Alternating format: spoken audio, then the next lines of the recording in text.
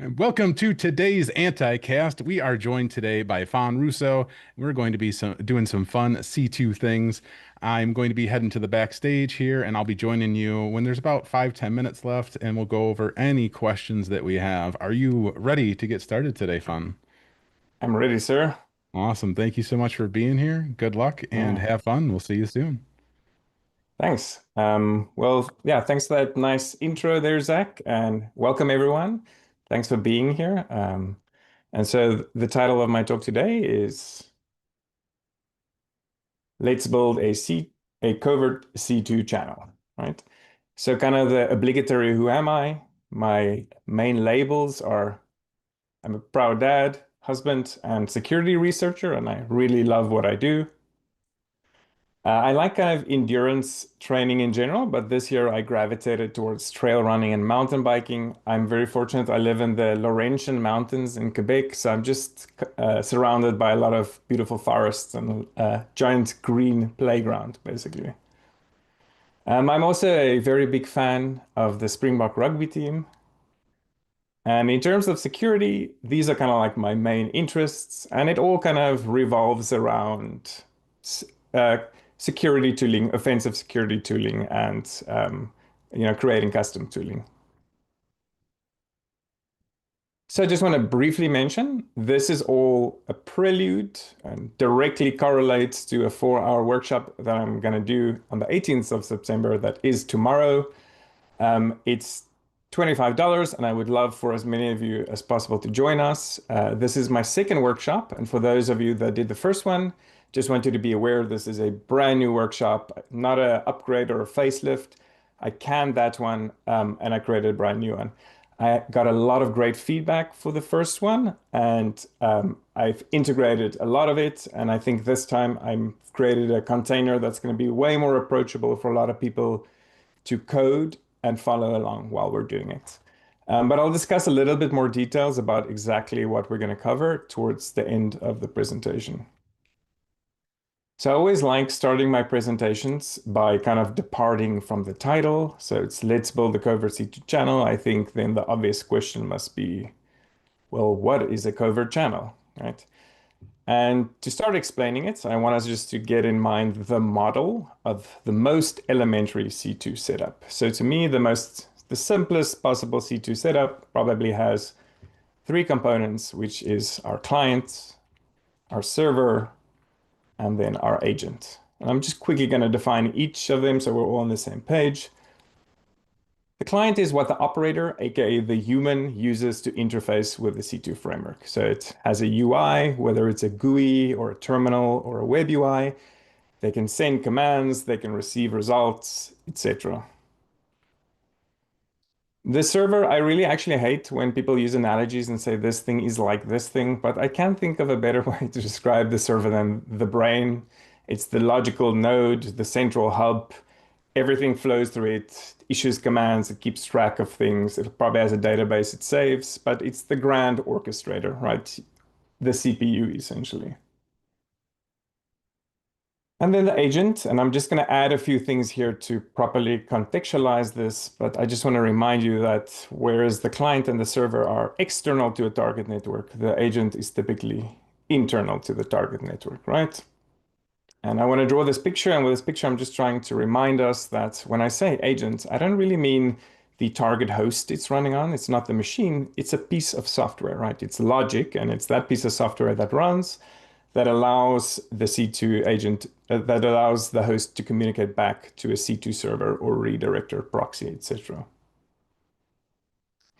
So what about the covert C? Well, what's the covert channel then in this picture? Well, for the moment, let's forget about the C2 client. Let's just focus on the agent and the server. And once again, remember it's a piece of software, and I want to kind of model the software. Again, this isn't accurate, it's just a model to help us approximate. And I'm going to say it consists basically of three major components. The first is the endpoints. Of course, the whole goal of the agent is to effect or have actions on the endpoints, right? So it probably interacts with the Win32 API, maybe native API or direct syscalls, but it's doing stuff, right? Whether it's uploading or downloading or, I don't know, running commands, it is having effect on that system. The next thing is kind of the management, and by that I just mean that this is obviously a piece of software, so at the end of the day, it needs all the things that a piece of software needs to do, have to be able to run. It needs to start up and shut down and all those things, like connect things with some logical glue. And then it also needs to communicate, because I've shown you now that the agent and the server are, you can also think of them as one piece of software that's split in two, right? But the agent needs to communicate back to the server for this thing to have any kind of effect.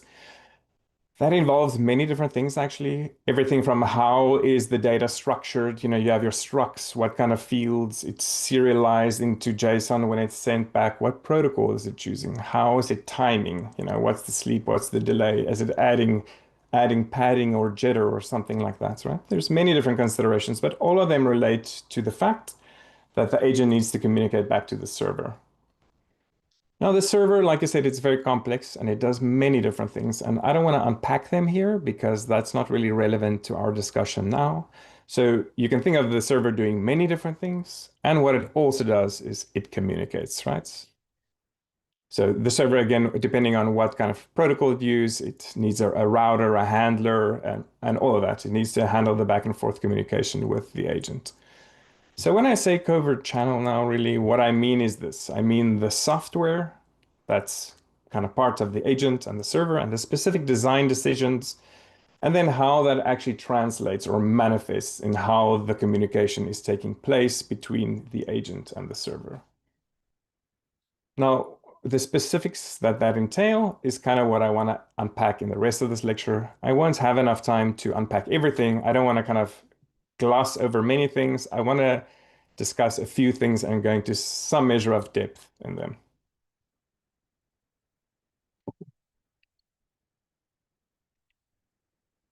So as far as a covert channel is concerned, I don't really find it that useful to define it like a dictionary definition, but I think it's useful or illuminating to actually just define the goals of it. And so the first goal, obviously, is that it's there so that there can be communication, aka the exchange of data between a server and the agent. But then at the same time, you want to maximize operational efficiency. I don't want to send 1 kilobyte per day, right? And reliability. I don't want to send 1,000 TB per second, but immediately take everything offline, right? So these things have to be balanced. And then, of course, which is hinted by the part that says covert, the other component, the other goal is we want to maximize stealth and network evasion. There's no point in creating a reliable and efficient channel if immediately you're going to set off all the alerts and you're going to be snuffed out, right? The interesting thing here is there's a little bit of a paradox here at the heart of this definition, which is there is a tension, a dynamic tension between stealth and operational efficiency. And what I mean by that is simply that as you increase stealth, you usually do that at the cost of operational efficiency and vice versa. So I'm just going to give absurd examples just to illustrate. If you beacon once a year, oh my God, you have amazing stealth, you'll never get caught, but you obviously have zero operational efficiency at the same time. If you beacon every 10 milliseconds, wow, you can transfer a lot of data, but obviously all your stealth essentially goes out of the window. Two absurd examples just to kind of illustrate the spectrum, and then obviously everything in between, right? So then our goal as malware designers, or I think more accurately, goal as covert channel designers, then become to optimize the relationship between stealth and operational efficiency. Just because they're kind of inversely related doesn't mean under all circumstances the relative payoff in one is the same, right? So what I mean to say is we as designers can design a system where we can increase our operational efficiency, but if we're smart, have a relatively smaller decrease in stealth, right? That's a lot of what we want to do. And so then the question is, well, how do we do this? And I'm not going to get into specifics now, but kind of the mantra of today is something I want to turn back to and what I want, a seed I want to plant conceptually for you that I want you to think of going ahead into your life is free your mind.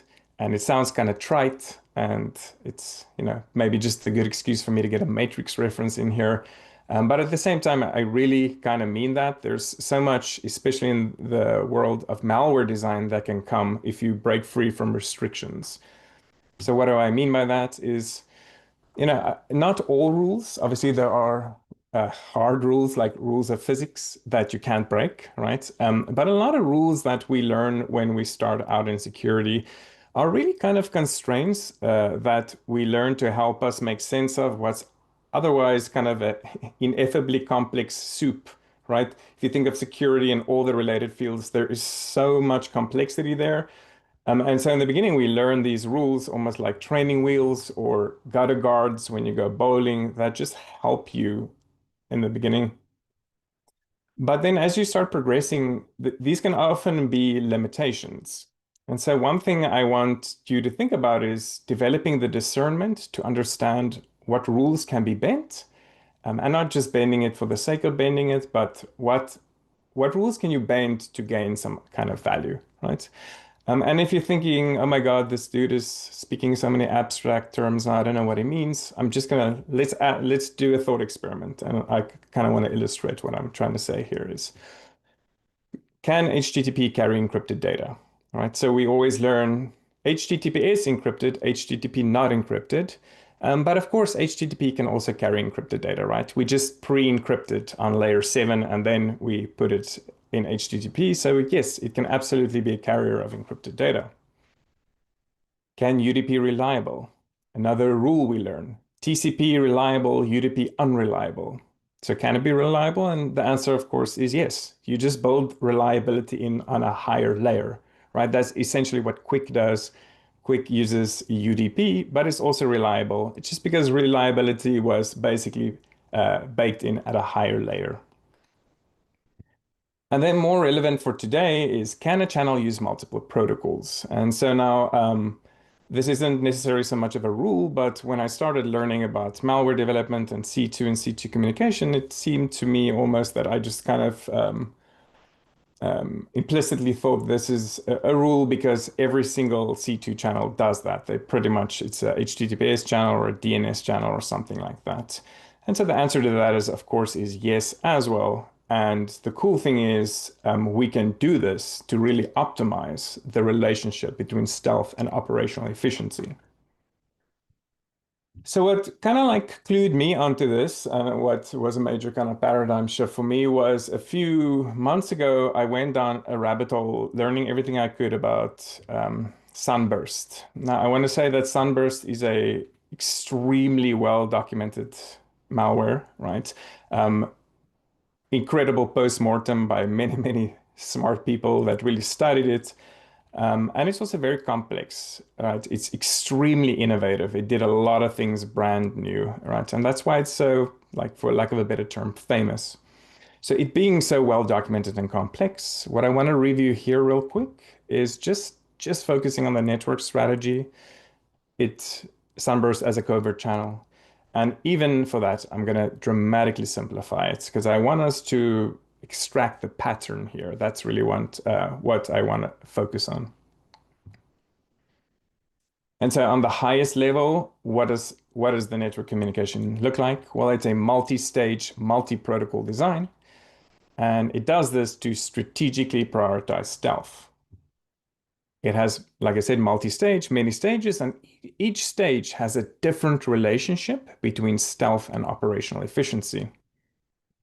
And it's constantly assessing the host it's on, the risk and reward, and then deciding, should I move to a higher stage in order to have more operational efficiency at the cost of stealth?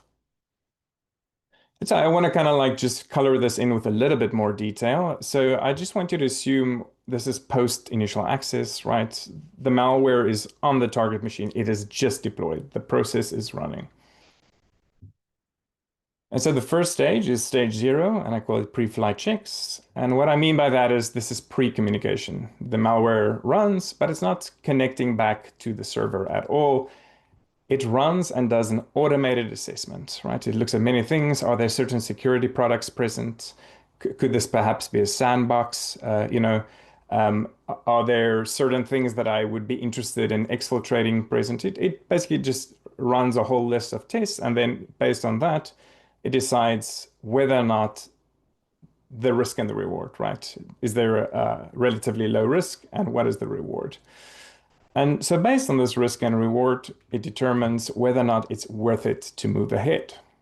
And if it decides it's worth it to move ahead, it'll switch over to the next stage. Now, the next stage is DNS. And by the way, if it does decide it's worth it, it'll actually take typically 12 to 14 hours before making the callback, thereby completely temporal, temporarily decoupling the process execution and the callback. It's a tricky one, temporarily. So DNS is the next stage, the second stage.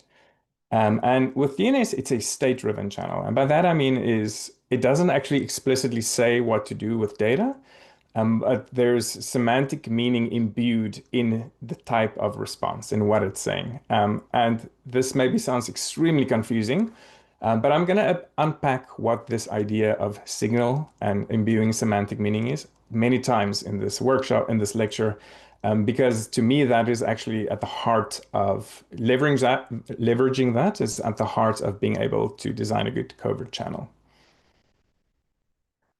But overall, the DNS, the stage one, it's still very high stealth. It's still prioritizing that. It's low bandwidth, right? Because DNS in and of itself isn't really designed for high bandwidth, and it's using signals to communicate. And in many ways, it does the same thing as stage zero, which is just trying to determine whether or not, based on risk and reward, it's worth upgrading to the next stage. The difference between 0 and 1 is 0 is completely automated, but now an operator actually has some degree of ability to input and drive, right? But like I said, the goal really is again to determine risk and reward and to determine whether or not it's worth it. And if it is worth it, it's going to upgrade to the third stage. And the third stage is HTTPS. And now this is kind of like where business like really starts happening, right? Because now it's less stealth and it's much more high bandwidth. It's actually kind of like actions on the objectives right now. It's doing things. And with this, you get your gamut of typical C2 functions: upload, download, enumerate, run certain commands, etc. And then in most cases, this is kind of as far as it would go. It ends there. But for a chosen few, once again, based on risk and reward, if it really decides the risk isn't that elevated and this seems very juicy, maybe a DC or something like that, then it is going to upgrade one more time. And it's going to upgrade. It's going to download a custom dropper called Teardrop, which is going to download and inject a modified Cobalt Strike beacon into memory. Now this has even less stealth because even though it's a modified Cobalt Strike beacon, it probably still contains the resonance of a lot of Cobalt Strike signatures, and it is designed to be inherently aggressive. So just in terms of the behavioral analysis, it is more likely to get caught. But the reward for them is having access to the full post-exploitation toolbox that Cobalt Strike offers. It can do the same things that HTTPS can, and it's of course also running on HTTPS, and more. And so you can think of this as the final and full expression of Sunburst. And just a quick little recap, these are the three stages. But the thing that I want you to see really here from 0 to 1 to 2 to 3 is the design is optimizing. Really, remember we spoke about optimizing the relationship between stealth and operational efficiency. It's doing it by using a multi-stage, multi-protocol design, but how exactly? Well, it is all based on perceived risk and rewards. Every single time it's on a target, it'll decide whether or not to transition to a higher stage based on calculating risk and reward. And it has basically 4 degrees of freedom to match with the risk and reward of every single host. Now, that was a very, very quick little crash course in one tiny aspect of Sunburst. If you wanted to know more about the story, it's pretty fascinating. That's a great video, and it's got really beautiful motion graphics. And if you want a more technical guide based only on the network communication, that's on my website. I wrote out an entire document just analyzing the network communication of Sunburst.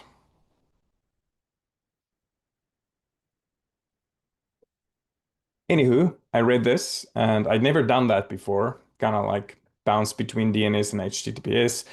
So I felt very inspired. And so I immediately wanted to recreate not Sunburst per se, but something that kind of has that mechanism at its heart. And so I decided to kind of create something like that. And so what I want to do for the rest of this lecture is just, go take you on this little journey of some of the things that I thought, some of the design considerations, and some of the things that I learned on my journey. But of course, when you decide to create a piece of malware, you have to start with the most important part, which is giving it a name. So I went with the Go tradition of naming my application after an animal. In Go, you have cobra and viper and gorilla, etc. But I do it with a twist lately. I just give them names in Afrikaans.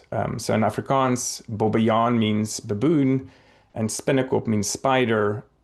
So baboon spider, but literally it means tarantula. So I thought it was kind of clever, DNS, HTTPS, but together they are something else. Cool. So we're going to design bobbejaan spinnekop now together. So the first thing that I at least always think about is the communication protocol. So in terms of the communication protocol, there are many options. Your HTTP family and WebSocket, your DNS and its encrypted variants. What I sometimes think of as the old school protocols, your ICMP, NTP, IRC, SSH.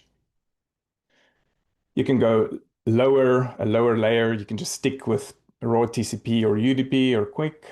And you can get super funky, right? You can use Tor or RATNet as a distributed mesh network, or you can use something like WireGuard or some other type of VPN, right?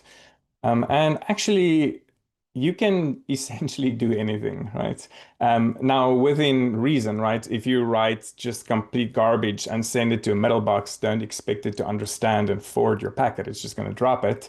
But within all the rules that exist, you can write your own protocol. There is no reason why you couldn't do that. But the thing about these kind of weirder, more unusual, unconventional things and writing your own is there is a drawback to that. And this is what I think of as the ski mask principle. And it basically goes like this, just a thought experiment. Let's say you walk into a bank at 2 o'clock, you're inside of the bank, you're standing in the queue, and suddenly the doors fly open and in walks somebody wearing a ski mask, right? Now, at that moment, two things are true. Number one, they're inconspicuous in as far as they've successfully hidden their identity. Nobody knows literally who that person is, right? But it's also very conspicuous because why is this person so clearly hiding their identity while they're walking into a bank, right? So this is what I think of conspicuously inconspicuous. And so what I want to say with that and what I want you to think about when you're choosing a protocol is sometimes the best way to not get noticed is not to try too hard to not be noticed, right? Is don't think about hiding like a ninja. Just think about blending in. You just want to blend into the herd, basically.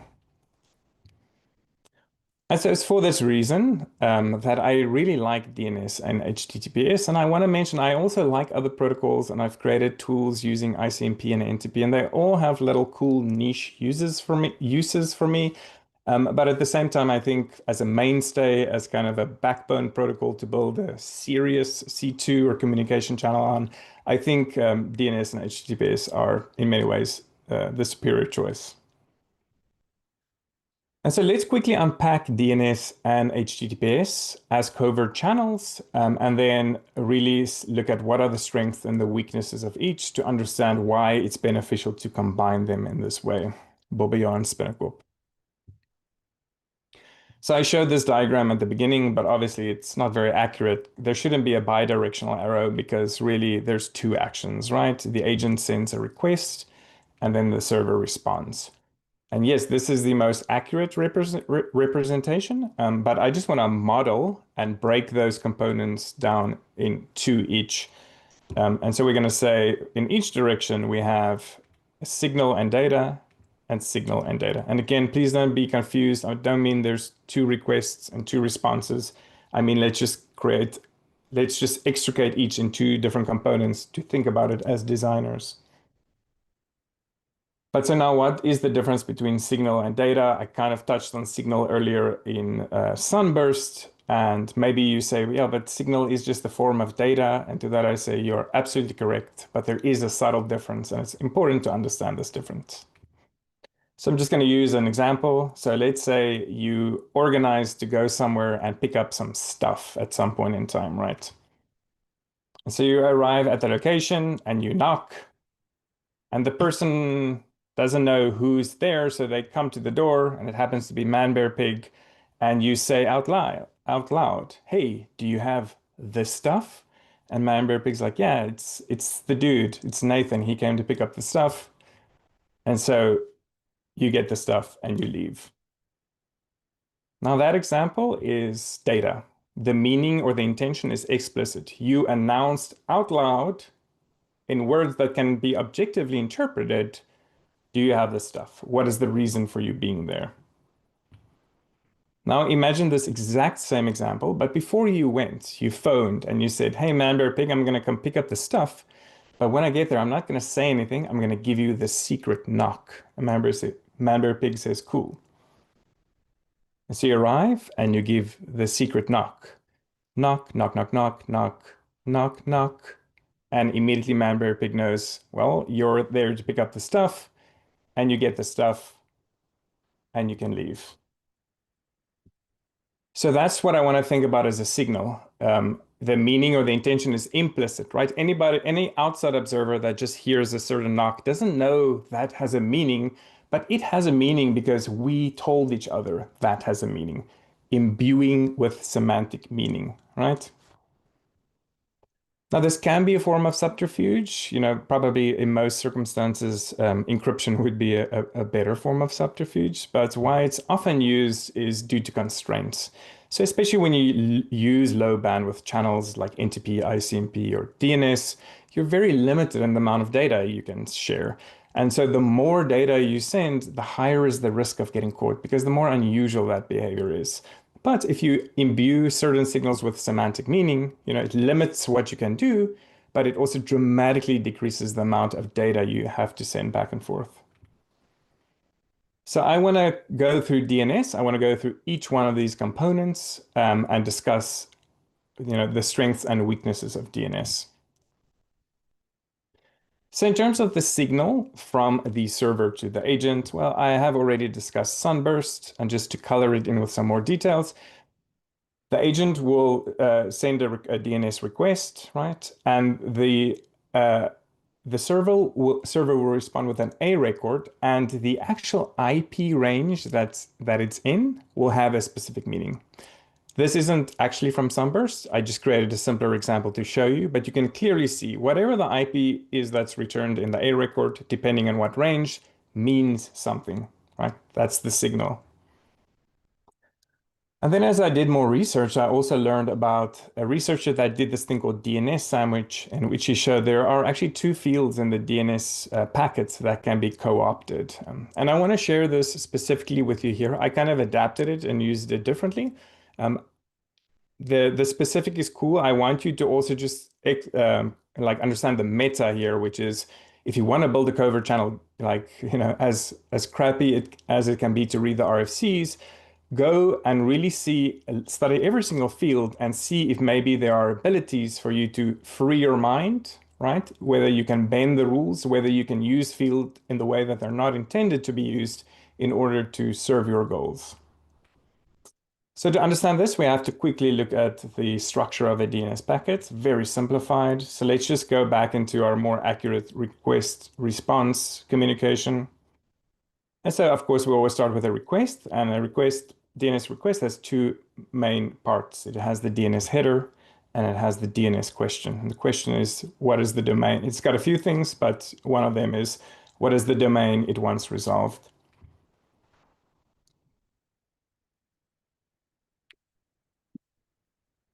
Sends that to the server receives it. The server will make slight change to the header, but most of the info will stay the same. It'll keep the question section as it is right there. All it really does is it kind of like plonks on an answer section at the bottom, which is, what is the record type, and what was the query, and it'll send it back to the agent.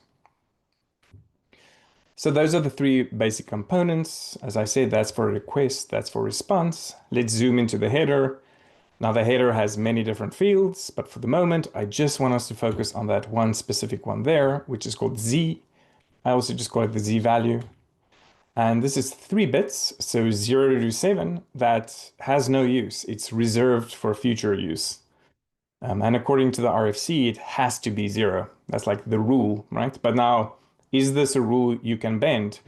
Well, if you go and you create a program and you change this value to not 0, and you just do a normal DNS query, try to resolve a domain, and you send it off to 8888 or whatever, it's going to come back. So that's why I'm telling you to test, as well as a reminder. If you're experimenting and trying to figure things out, just change things and put it out there and see in the wild if it's going to do the thing it's supposed to do. Now, if we zoom out again, our header, and we had our question section, right? So if we zoom in, there's 3 main sections there. And then this bottom one is called Q class. Now, Q class is 16 bits, so quite a bit more. It's 0 to 65535. And it doesn't have to always be 1, but it just always is 1. And 1 just means IN, and it stands for internet. So it's another one of those things where I'm sure, I don't know this because I don't control mailboxes, right? But I'm sure they just ignore it because it's, again, just assumed to always be 1. And so again, you can go and you can easily manipulate this value, send out DNS requests, and then you can see whether or not it will actually resolve as it typically should. And it turns out in this case as well, it does. So Z gives us 8 options, 0 to 7. Q class gives us 65536 because 0 is included as well. And if we combine, just think about it. If I say, if there's a Z of 4 and a Q class of 69, right? If we do specific combinations, we can get almost 500,000 different signals. So way, way more than you'd ever need. And so Gary Busey thinks we're good, right? Server to agent signal, we got that down. What about data? So in data, we're limited, but we have options. We have the answer section. Remember, I just showed you this packet, and the last one is the answer section. We have that at our disposal to work with. Now, for a while, a lot of software used something called a null record. And a null record is almost like analogous to domain fronting. At some point in time, somebody could figure out it could work. It worked so well that everything else caught onto it. And now you can't really use this anymore. It has amazing capacity. You can have 64 kilobytes in a single record, but there's almost no legitimate use for it. It's kind of an experimental record, which means today in most, in almost any network, if you use null records, it'll get flagged. You have your canonical name and name server mail exchange records. Typically, when we think of DNS resolution, a response, we think it has to be an IP, but that's like A and quad A, right? A lot of times you also get like a synonym or an alias, which will also be a domain. So in that same way, you could use these to carry data. You probably only want to use the subdomain, and that's limited to 63 characters, right? And that's pre-encoded. So post-encoded, you're going to lose about half of that capacity. So it works, and it's a pretty ubiquitous record type, but you're going to have to use a lot, right, to work with about 30 pre-encoded characters each time. And there's text records and kind of in a Goldilocks-esque sense, like not too hot, not too cold, just right. It's fairly ubiquitous. It has fairly good capacity, and it's fairly flexible in terms of the content we can put inside of it. So it's got a few uses. It allows for about 255 characters per string. You could do multiple strings. You could go up to over a kilobyte. Then you run the risk of mailboxes requesting to switch to TCP. And if you get too big, you need mailboxes that have eDNS 0 activated. So for that reason, you could have higher capacity, but you don't want to go too wild with this either. And then a lot of time, it's sometimes used for domain verification, and you put in what looks like an encrypted blob. You put this record on a domain you own to prove that you actually own the domain. And so if you put a encoded blob of data inside of it, it doesn't look out of place. It's kind of what's expected to be inside of it.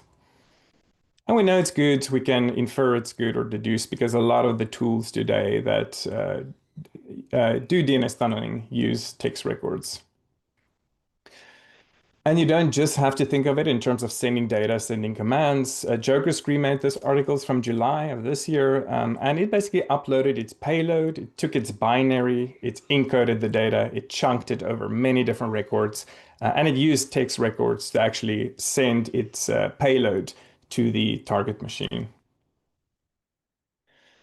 So we're limited, but we have options. Text record is probably best. Why do I say it's limited? Well, at the same time, don't go too wild with this. Like, yes, some text records are expected, but if suddenly a new authoritative name server is flooding thousands of text records onto a network, it's pretty suspicious, right? So within reason, this can be used. So Gary Busey is into it. So signal agent to server. Essentially, we have the same as the server to the agent. We're just lacking the answer section. But I already showed you that with Z and Q class, we have about 500,000 options for signals, enough to work with. So what about data from agent to server? Well, this is really where we encounter the biggest constraints, right? And maybe a lot of people that know about DNS tunneling are surprised to hear me say that because it has a very well-established modus operandi, which is using encoded subdomains to carry data. So what do I mean by that? Just as a simple example, let's say the agent ran who am I? The answer is longtem. It encodes it. In this case, it just hex encodes it. And then it prepends it to a domain. The server has a wildcard record, so any subdomain will resolve to it. And in this case now, like I said, we get about, for a label, which is a subdomain is, we get about 63 characters. You're going to have that more or less as a general rule of thumb. So you get about 30 or 31 actual characters of output. And then obviously what that means is if you run, I want to know all the processes and their PIDs on the target machine, that's going to be many, many, many subdomains, right? You're going to have to send a lot of queries. And so obviously every time it's generating a brand new subdomain, right? It's a unique subdomain. And that presents a pretty big problem from the attacker's point of view, which is that when we think of our largest known domains, Google, Akamai, Microsoft, Amazon, etc., like they have maybe a few hundred subdomains, right? But when you use this technique, I'm saying 100, but you very quickly go into thousands or tens of thousands or even hundreds of thousands. If you're really using this to carry data to and fro, you're going to generate a lot of unique domains. So we have this combination of an unknown domain, not Amazon, not Akamai, and it's got thousands of garbled subdomains. That's like a ginormous red flag. And this is just a little screenshot from AC Hunter that showed ciscoupdate.com with 165,000 different FQDNs, so unique subdomains essentially. So it's not that you can't use them at all, but you have to be smart with how you use them. You have to use them sparingly. They can't be, the backbone in which you can exfiltrate data from a target system. And Geoff Thayer, he's from BHIS. He also has this little proof of concept where he manipulates the query ID because you, as the agent, as the requester, get to set that, right? It's usually random, but you can make it anything you want. But that also gives you 16 bits. So you're also going to have to generate, you're not generating unique domains, but 16 bits isn't like a great capacity. It's probably more of a signal than it is a data channel in my mind. So let's quickly summarize DNS as a covert channel. It's not designed, DNS itself, I'm not talking about it as malware. It's not designed for high bandwidth data. So whenever you think about this, when you're designing, don't don't use something for high bandwidth data transfer if that's not what it's supposed to be used for, because the behavior itself, just on the meta, is doesn't align with what's expected, and it means you have a high chance of getting caught in that sense. But it's great, I think, as a state machine, right? And so I think it's great to use for check-ins, to enumerate, to profile, and as was the case with Sunburst, use it to lay low, be very stealthy, determine risk and reward, and then when you have done that, then decide consciously to upgrade to HTTPS. So let's quickly discuss HTTPS as a covert channel. Now, again, we have our server on an agent. This time, forget about the four-component model. Let's just run through it in the classic request and response cycle. So it always starts with the agent sending out the request. This request is known as the heartbeat or the check-in, and it basically means, hey, I'm here. Do you have a job for me? There are an infinite amount of ways that you could design this, but a very common one is don't send any data, so use a get or a head request, right? But just hit a certain endpoint. Now, just as the secret knock means something, just think about it. Hitting this specific endpoint with a get means, hey, do you have a job for me?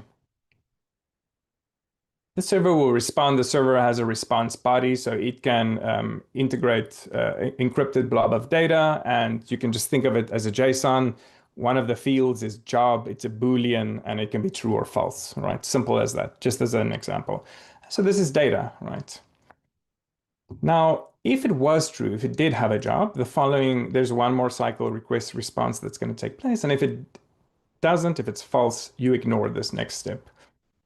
But let's say again, it asked, hey, run who am I, agent ran who am I, got the response long term, took long term, encrypted it, put it in another field, and then sends it back in a body. So, you want to put a patch, something that allows a request to actually have a body of data, but it's going to return that to the server. And then essentially the communication is done, but the server has to complete this request and response cycle. So it'll just say like, cool, with a 200 OK or a 204 no content. And then some sleep period is going to take place. Now, there's typically most setups today is going to have two components: delay, which is just a constant, and then jitter, which is some way to vary to create some variation, plus or minus 20% from the constant, right? Once that time passes, the whole process repeats. It repeats until the attacker is either caught or decides not to do it anymore. But also you can add one more step actually, which is you can intentionally disconnect right before it gets to the sleep part. This is also known as beaconing. And so if we didn't do beaconing, what we're basically going to do is we're going to we're going to rack up a giant account. The duration of the connection is going to get longer and longer and longer. And you can think, well, I'll just disconnect every now and then. But most modern security software will look at the cumulative duration. So after a while, it's going to be 24 hours or 48 hours. And that is pretty suspicious if it's to an unknown host, right? So, but with beaconing, so you're not accumulating that very long duration, but you are now, of course, accumulating actual connections, right? You're doing the three-way handshake each time, you're doing your FINAC at the end each time. So it's kind of from the attacker's point of view, a case of pick your poison. Do you want to rack up a long duration, or do you want to rack up connections or find some way of kind of like combining the two, right? So now let's review HTTPS as a covert channel. So covert HTTPS is, of course, designed for high bandwidth. So that's for the attacker cool because it's expected. It doesn't look out of the ordinary. It's also expected to be encrypted, right? So that's also a massive boon to the attacker. It's as ubiquitous and high volume, at least I think, as DNS is. It's expected to be on most machines, and on most machines, it would probably be one of the noisiest protocols in terms of packet generation. And in terms of signal and data in both directions, it almost gives us endless options. I mean, your creativity is kind of the limiting factor there.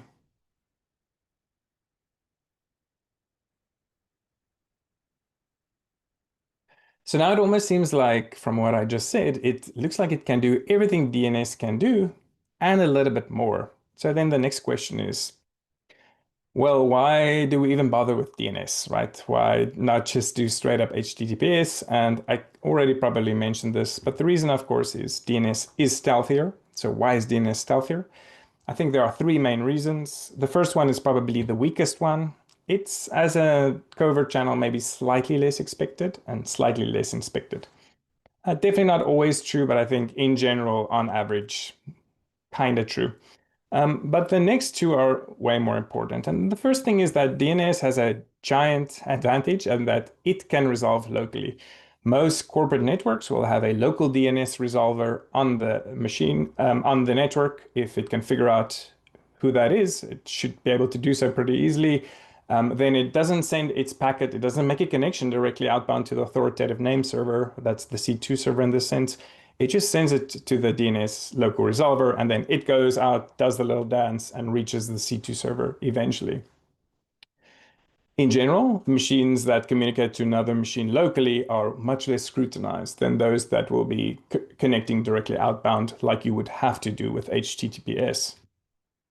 And HTTPS also has another major headache. Well, first off, you need an X509. How are you going to do that? Well, you're probably not going to use self-signed because that's a giant red flag. You can't really rely on stolen X509. So you're going to do something like let's certbot or let's encrypt, right? And that doesn't necessarily solve the problem. It just shifts the problem over because now you need a domain. Now you can't really buy a brand new domain because the fact that it's very young and new is a red flag in and of itself. You're going to have to get a domain with some reputation, some age, and then which isn't certainly not impossible, but it is some level of a challenge. Now you could use a CDN, and if you do short engagements, that's fine. But a lot of the CDNs have become pretty good at snuffing out malicious communication, and they'll do an inspection after some time, and you'll lose access to the machine. So for longer running operations, that's not ideal either, right? So this whole thing about this problem that needs to be solved about the infrastructure, I just glossed over it really quickly, but there's an awesome talk by somebody named Kyle Avery that used to be at BHIS, and this talk is about 3 years old, but I think a lot of the info is still solid, still holds true. So if you wanted to learn more and think more about that, go look at that lecture there.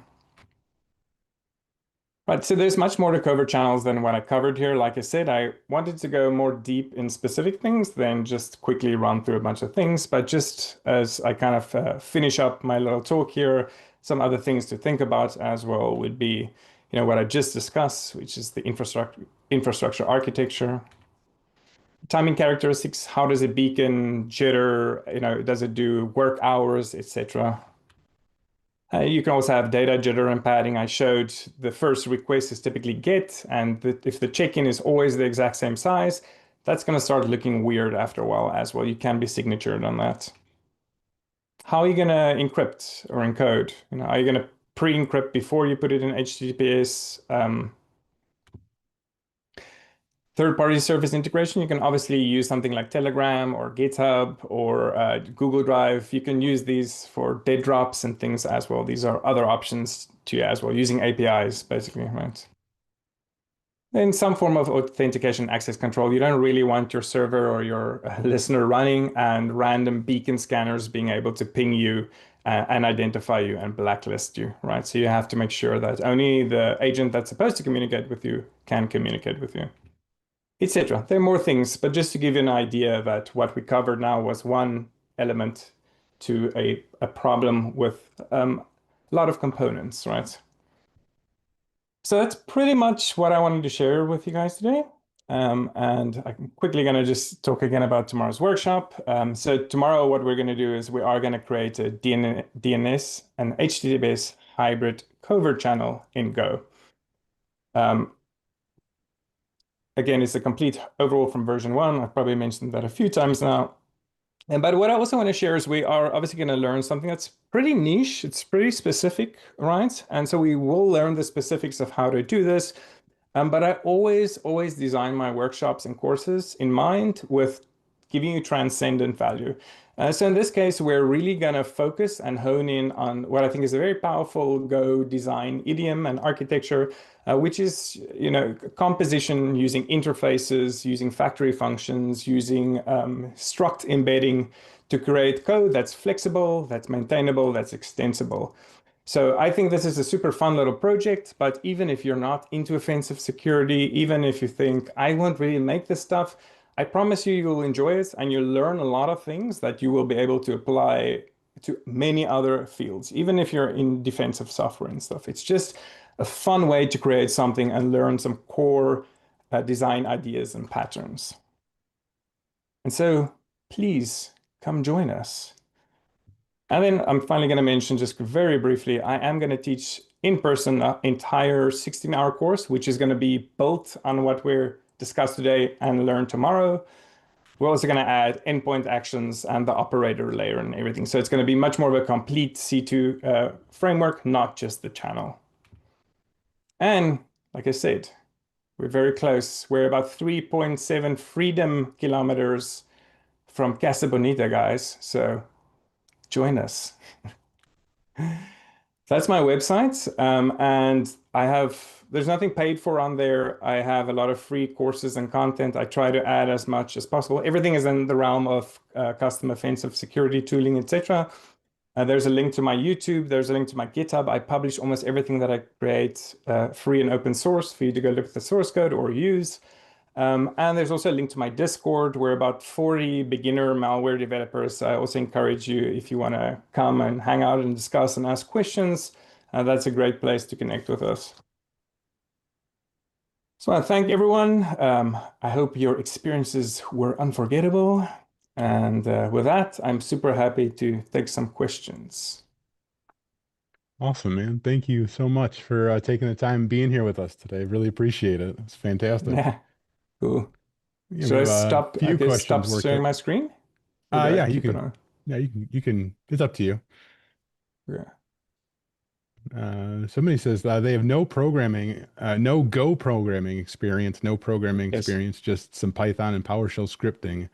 Will I be inhibited for your class that's coming up? So this question I can answer, and it really is based on your mindset. And I want to be very clear. I'm going to distinguish between two different mindsets, and there's no value judgment here. It's not one is good, one is bad.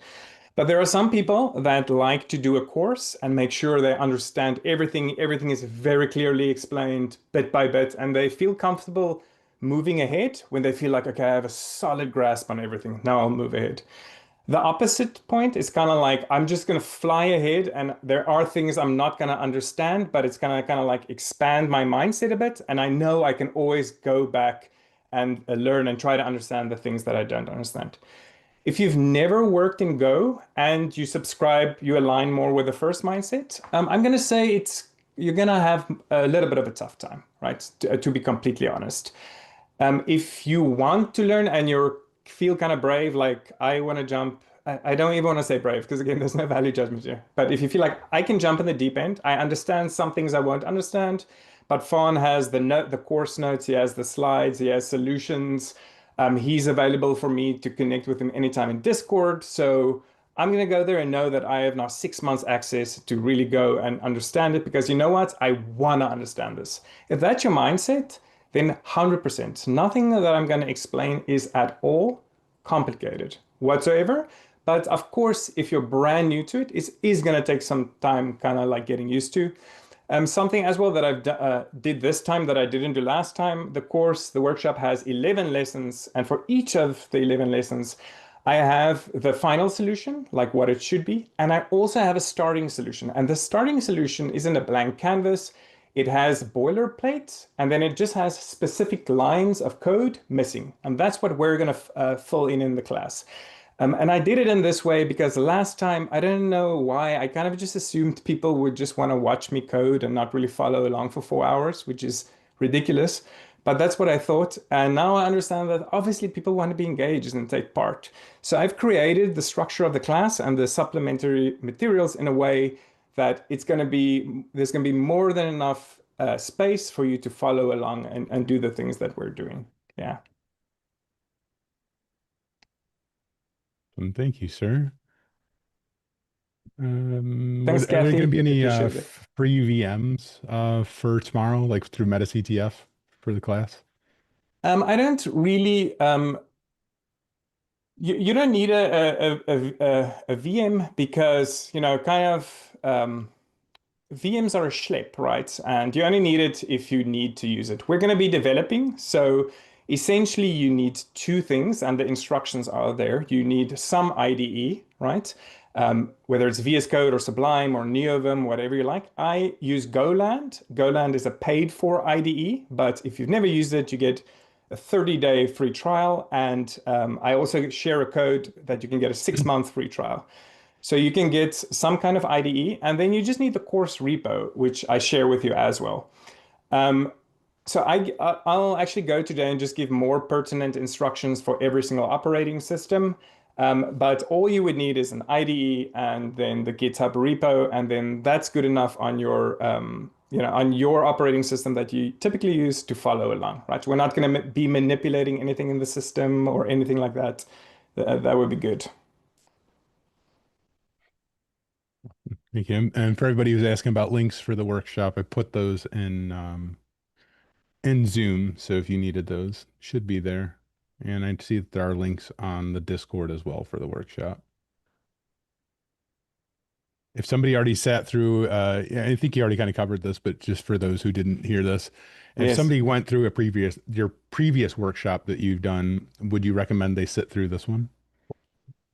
Um, I genuinely yes, just because again, it's a completely different. And I was really humbled at the incredible feedback that I got from the first workshop. I'm so grateful for that. And then also, I really love constructive critique. And then a lot of people were like, dude, I love the overall vibe and energy and what you taught, but here are some things that you could do to improve it. And I took a lot of time this time to just integrate all of those things. So not only is the content different, but I would say, if you did the first workshop, remember I pretty much just zoomed and went at a frenetic pace coding and told you guys to like keep up basically. This time, like I said, I have solutions for every single lesson. If you ever get lost, you can immediately restart with the next starting solution. And I don't just code. At the start of every lesson, I have some slides and I'm going to go over what I think is kind of the key conceptual idea I want to share with you guys and also keep track of how the project is growing. Like I said just now on my editing slide, for me, the specifics are cool and I want to teach that, but I want to teach the meta of programming, the meta of developing your own tool. So I put a lot of emphasis on that as well. Awesome. Thank you. Stefan is asking, your course sounds interesting. Is it possible to buy the course for a self-study approach? We don't have it available for on demand just yet, but if you do sign up for the class tomorrow and you're not able to make it, you will get access to the recording for, I believe, 6 months. So you can watch through that at your own pace if you would like to. Yeah, and I would also add to that at the end of the course, we create a great platform and I give you a lot of other ideas. And I did that last time, but this time I'm going to give you ideas of what you can do. And I'm going to share a lot of source code with you from my own personal projects of code that you can adapt and copy and paste and directly add to it. And also, I try my best to be as responsive as possible to Discord. So feel as though, if you don't do it in real time, you're not losing the opportunity to ask me a question because I'm super happy when people go do the course on their own and send me a question later on. I'm always happy to respond to that. It's not like, okay, you weren't there on the day. Sorry, dude, I don't know you. Like you're kind of, I see you as a student of mine, so you can come and ask me as many things as you want. For me, there's tremendous value in that as well, right? Awesome. Thank you, sir. Here's there's more of a technical question. Where did it go? Rob's asking, if you were to analyze local east-west network traffic, are there any telltale signs that might indicate the DNS traffic from host to local DNS server is running a covert channel versus normal DNS traffic?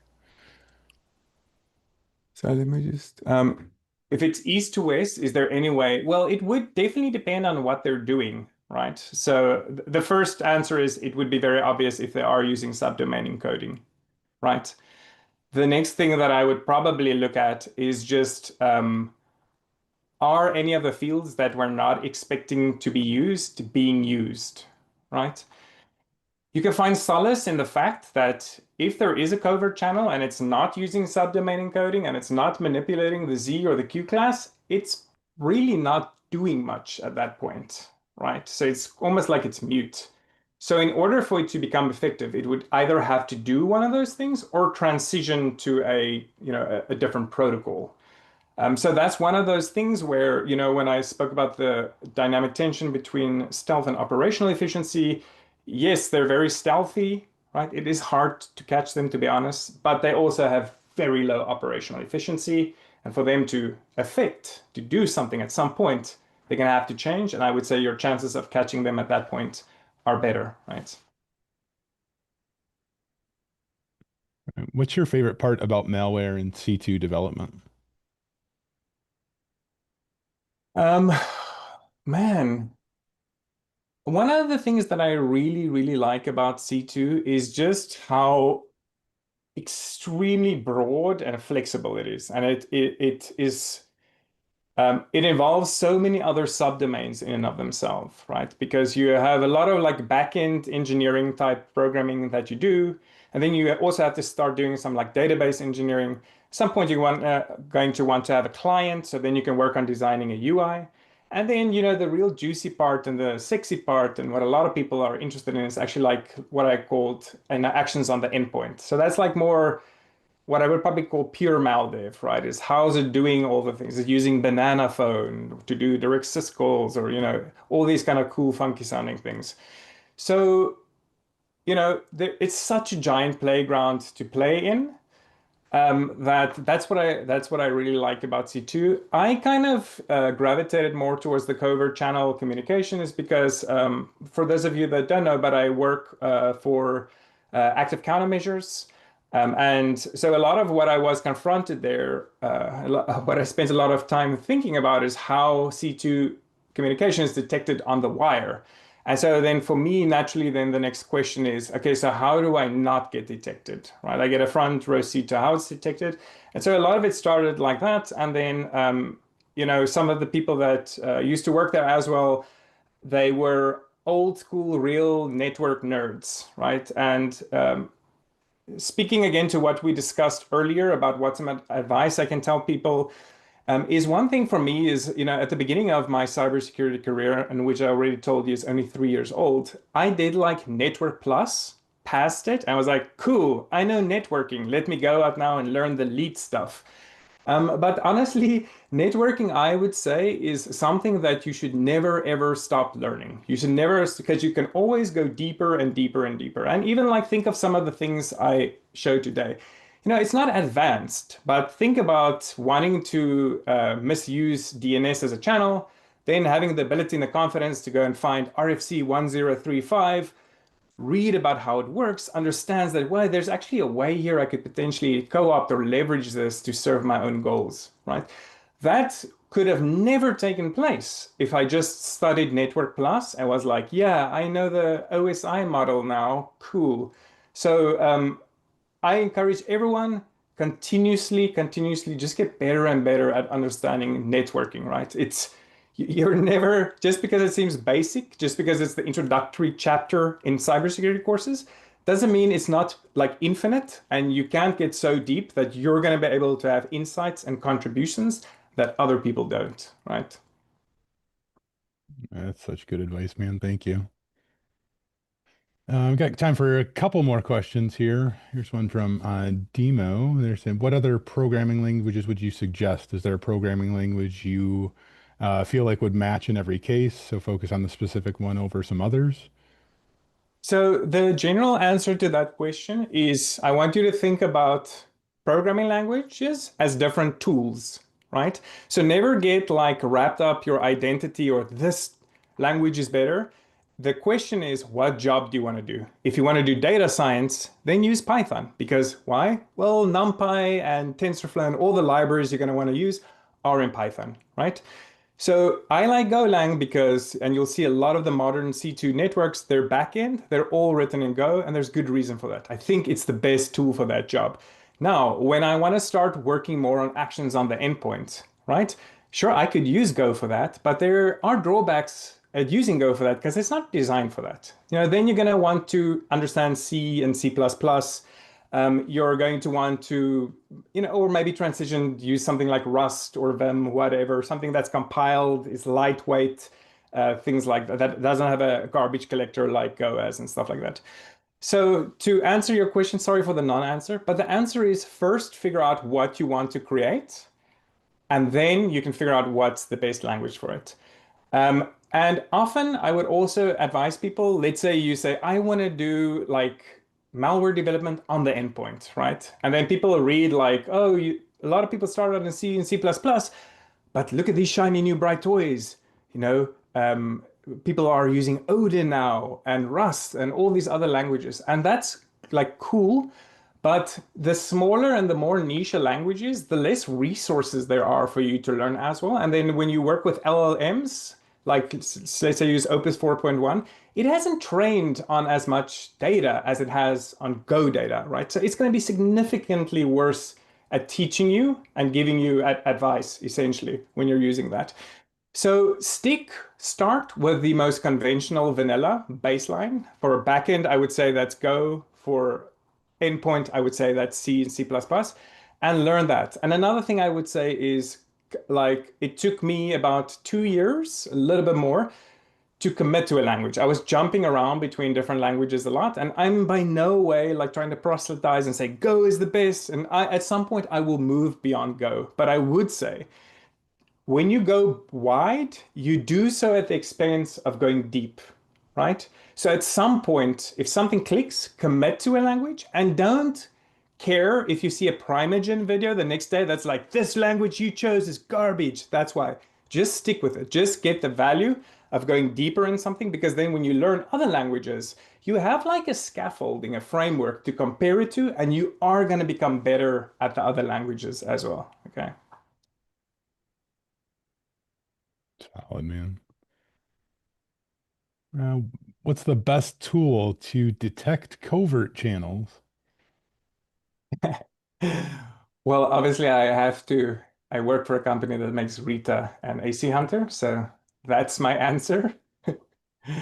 But I genuinely think so.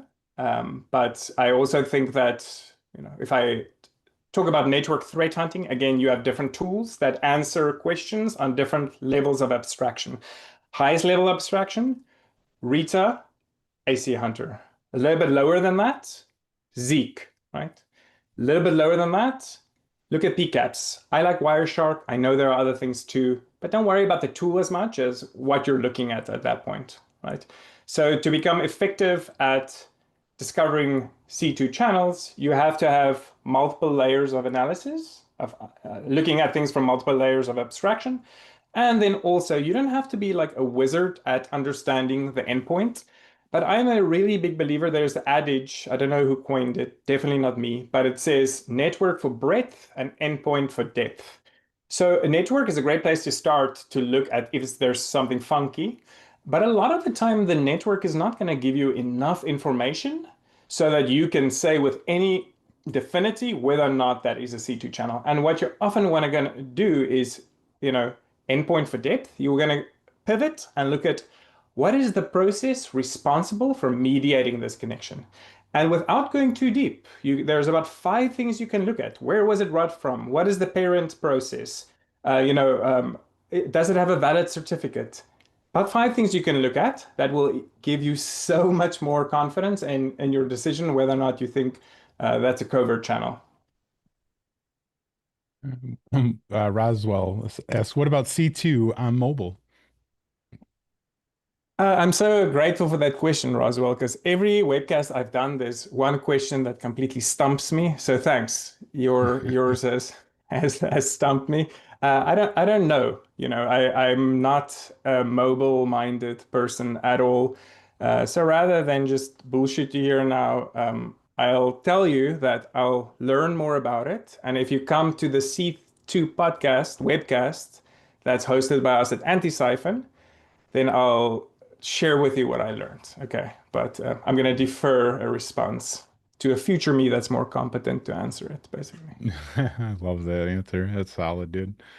Thank you so much, man. Yeah, That's great to I know. believe all the questions that we have. If anybody else wants to get a hold of you, what's the best way to do that? So Somebody you, was asking why you're not on LinkedIn. So, I will actually join LinkedIn soon. I haven't had any social media for some time now, but there are actually some opportunities that I'm missing out on. I understand about LinkedIn, so I'll get on that at some point, actually in the coming weeks. And yeah, I'd love for as many people as possible to connect with me there. But the best way would be, on the Discord server, or also if you want to email me. So it's moi, which is just French for me, moi, at faanross.com. So my name, Faan, and then Ross, Ross, dropping the OUW. If you do moi at faanross.com, you can connect with me there. My email is also available on my website. So if you go to www.faanross.com, you can find my email there. I also have a sign up for email. I'll literally write an email like once every 6 months just to tell people of free content that I shared. I don't do that whole like funnel to convert you. I have nothing to sell really. I just enjoy making free malware content and then I want to share it with people. So if that's something you're into, just go sign up on my website for that as well. awesome, man. Thank you so much. And thank you again for Yeah. sharing your time and your knowledge today. If anybody else wants to check out more from Fawn, you can join his workshop tomorrow. It's just $25. It's 4 hours long. You get access to the recording for 6 months. So if you're not able to make it tomorrow live, you can watch it in your free time and go back to it whenever you'd like. So put another link to that in the chat. And next week, I believe we have Chris Trainer joining us for our next webcast. So until next week, we'll see you guys later. Hope you all have a great week Yeah. and a great weekend. Take care, everybody. Bye Thanks bye. everyone. Really appreciate your time.